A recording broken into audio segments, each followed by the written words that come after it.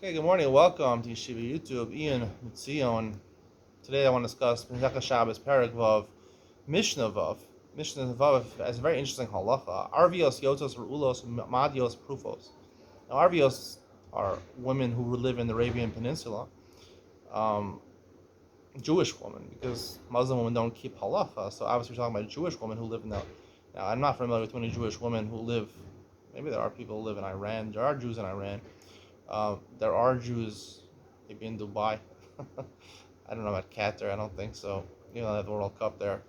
Now they're in Qatar. So, and the mission continues. Any person, no matter where you live, it's considered a cultural dress, a religious dress. The reason that Muslim women wear these things, the hijab and the niqab, or we're talking about this Mishnah, is because for religious reasons. If they wear some religious reasons, whatever, whether their religion is wrong, we don't.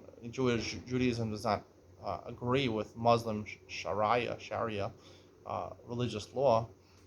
There's a difference that we have the Shulchan Aruch, they have Sharia, they have their law, which is a combination of the Quran and Hadith. I think Hadith is like the Torah Sheba'al Peh, Quran is like the Torah Sheba'al Ktav of the Muslims. So they have the Sharia, which is the Shulchan Aruch of the Muslims, which they follow. Different sects of Islam follow. They have different laws, just like Jews have different laws, and they have different versions of the laws. Some follow it meticulously, some don't follow it meticulously. Some countries follow the law religiously, like the theocracies, like Iran, certain countries, even from Qatar, law is enforced. There is a lot of the law in the land is based on religious law. So these are headdresses that women wear. And there's religious significance to this, maybe even more than Judaism. I was a story recently in Iran that a woman was taken into custody of the morality police because she didn't wear her hijab properly. She was wearing a hijab, which is basically a tichel that just covers the neck also, except for she wasn't wearing it properly. She's taken in the custody of the morality police, and eventually she died.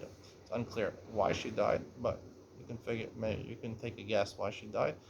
And a lot of protests about this in Iran, but there are countries like that, and Judaism accepts, even though Judaism says this is obviously not the halacha according to Judaism, but because culturally it's significant in Islam countries in that region and anywhere else in the world, it's considered, even religious purposes, it's not fashionable in the rest of the world. I wouldn't say they're done for fashionable reasons, done for religious reasons.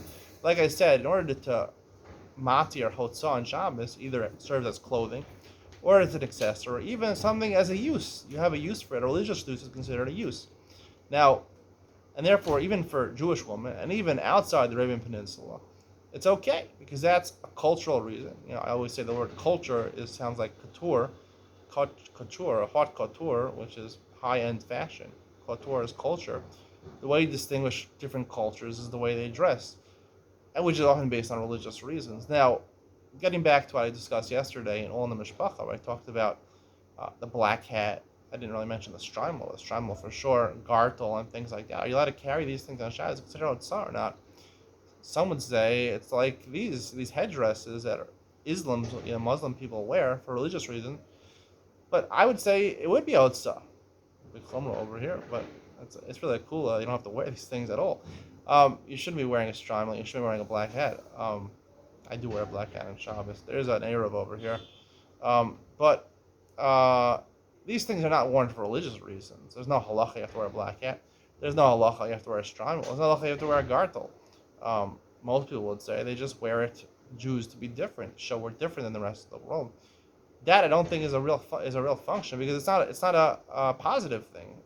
It's a good thing to be religious and have certain religious laws, even if it's not the Torah, into Islam. I think it keeps you have structure in your life. I don't agree with all the laws, but it gives you structure. Religion is a good thing, I believe, to have in your life.